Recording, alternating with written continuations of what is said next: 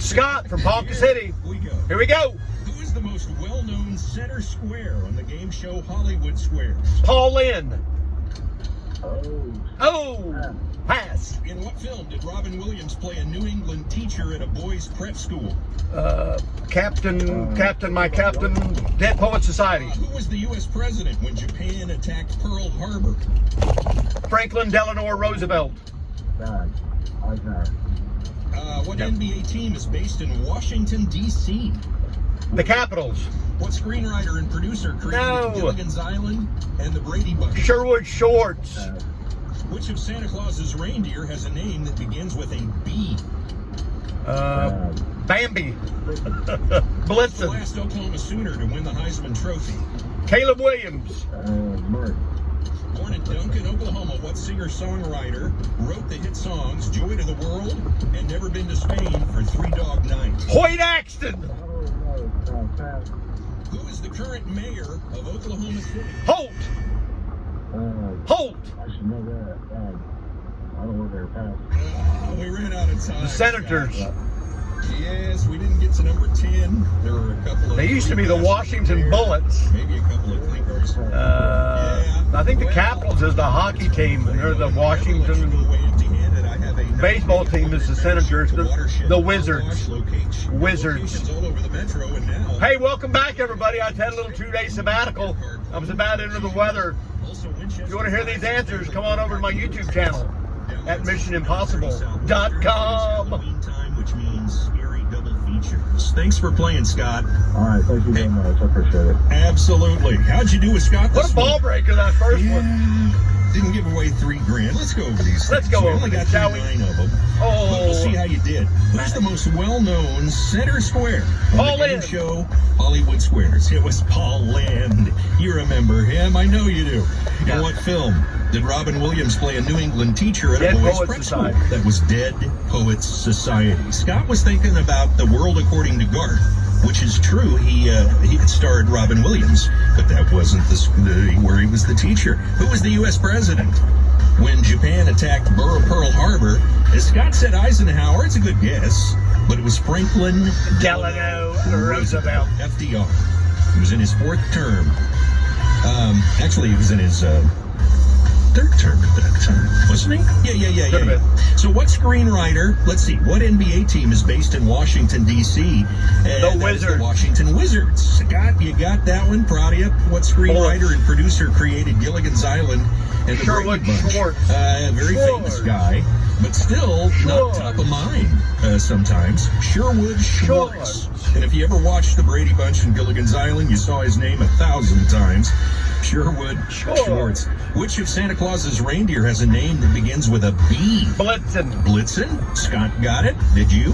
Who was the last Oklahoma Sooner to win the Heisman Trophy? It was back in 2018, and it was Kyler Murray. I'll take Caleb Williams, because he wasn't And here Sooner, you he didn't win go. a This is a little tricky question. Born in Duncan, Oklahoma.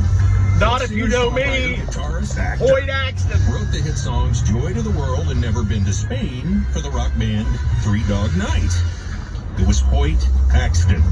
Thank you. Thank you very much, everybody. You might remember he was an actor, and so you might remember him as the dad in Gremlins. Do you remember that? And who's the current mayor of Oklahoma City? I will tell Mayor Holt that you didn't know his name. I did. David Holt is the current mayor of Oklahoma City, doing a great job. We didn't get to 10, but we'll try again tomorrow morning. What do you say? Try to win $1,000? 7:10, same time, same place. We call it $1,000 Minute Impossible. 7 years of college down the drain. John Belushi, by the way. Hard in the morning. Oh, okay. Oh, totally. What is it? 92.5 KOMA.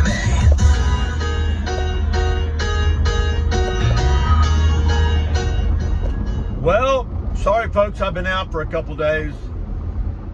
Didn't get to, and this will be my OU Texas preview week, so I've squeezed a few in today. Let's go back to my first OU Texas game. 1978, and I haven't missed one since. COVID doesn't count. Sorry. 1978, we roll up and roll down there. I'd never been. I was like, oh, that's pretty cool. And we stopped somewhere along the way, and I see this really cool T-shirt, OU Texas T-shirt, for like $5, and so I buy it. And I remember I got to the state fair and I ran into somebody that I knew. In fact, it was a young lady that I knew, and she commented on how cool my shirt was. Yeah, I was then riding sky high, but moments later I came back to reality. So we're spinning around down there, and I don't have a ticket, so I gotta finagle me one. So I buy me a ticket, and it's in the upper deck. And this is really kind of strange. And then we start looking at it. Well, the two ends of the ticket are different. What this corn dauber did was he put a really good seat on one end and about a below average seat on the other.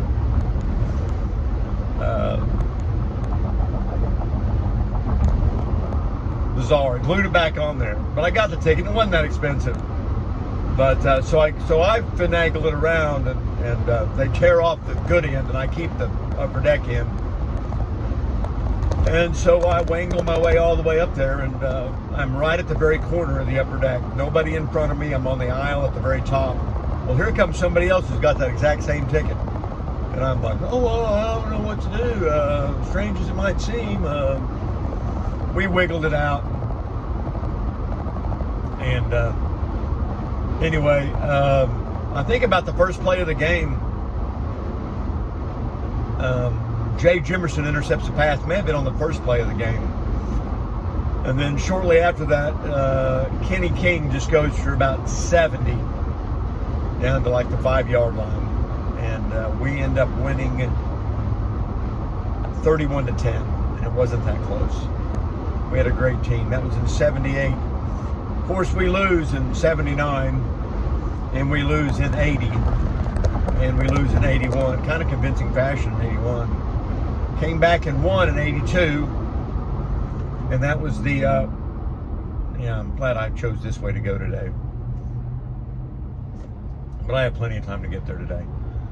Came back and won in 82 with the Marcus Dupree. We beat them 28-22. And we were 2-2. And one thing I really remember about that is that was the first time I'd gone down on Friday night.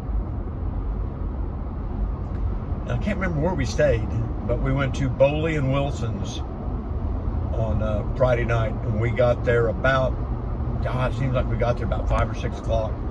We got there in time enough to get a seat, and that's, yeah, and we were really close. And Boley and Wilson's was kind of a crazy bar. They had a house band that played a bunch of, you know, they really fired up the crowd and dirty, nasty songs, and and it was a big OU Texas weekend. There was lots of OU fans, lots of Texas fans. Really good time. But we're sitting, we're not on the front row, but we're a seat back, and this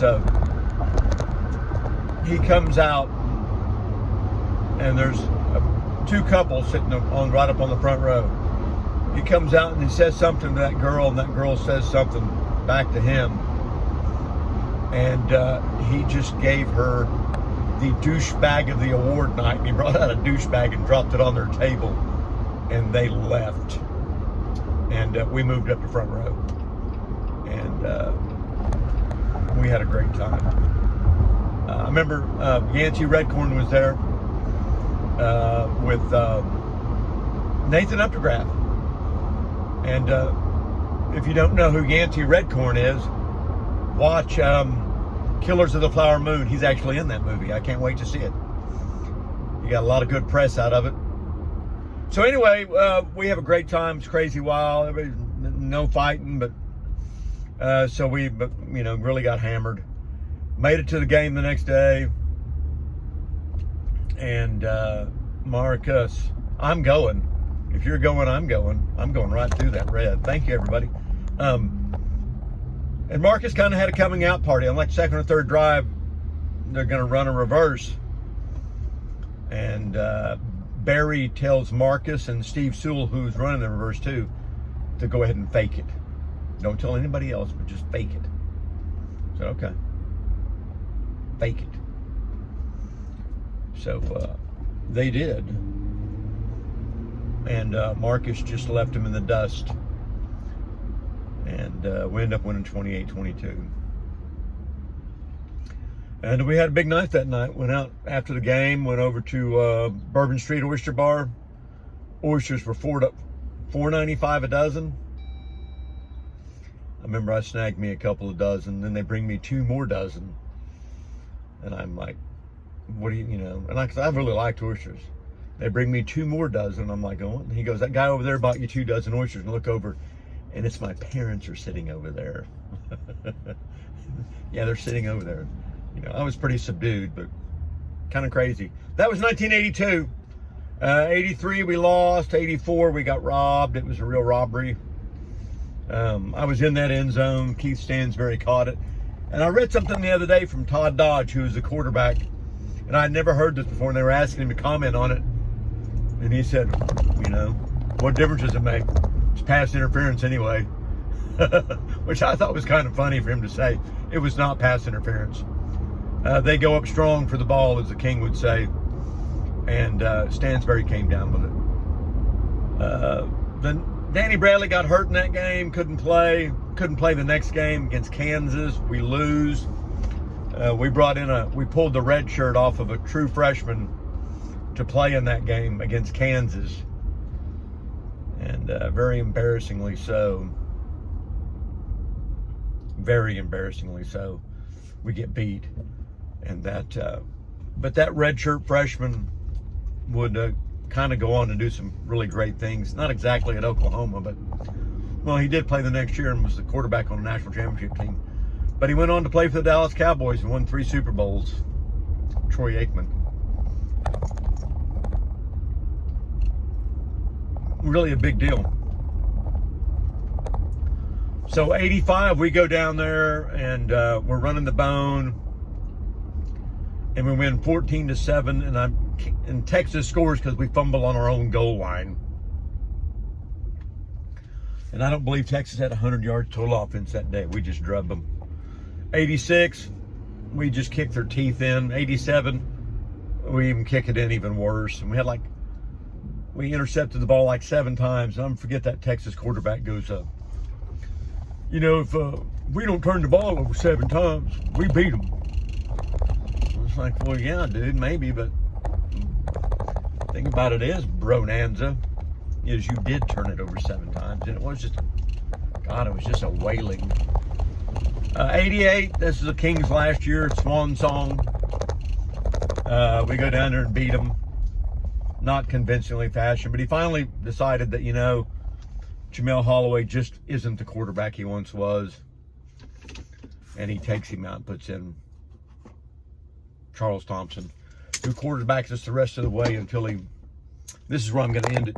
He quarterbacks us the rest of the way until the end of the year, and we're playing Nebraska, and Nebraska's beating us on our home field. The Kings' last game at home. If you don't count the spring game, he coaches in the next year. And we're got a chance to win. We got 1 drive left. I think on just about the last play of the game, Charles Thompson breaks his leg and leaves the field. And a few weeks later, he'll be arrested for selling cocaine and do time in prison. And it completely, the wheels completely fall off the wagon.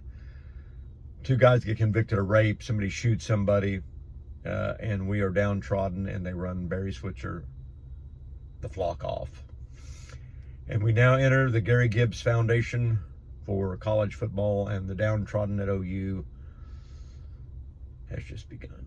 Tomorrow I'll finish up my series on famous OU Texas games. Like Robbie Robertson used to say, goodbye, everybody.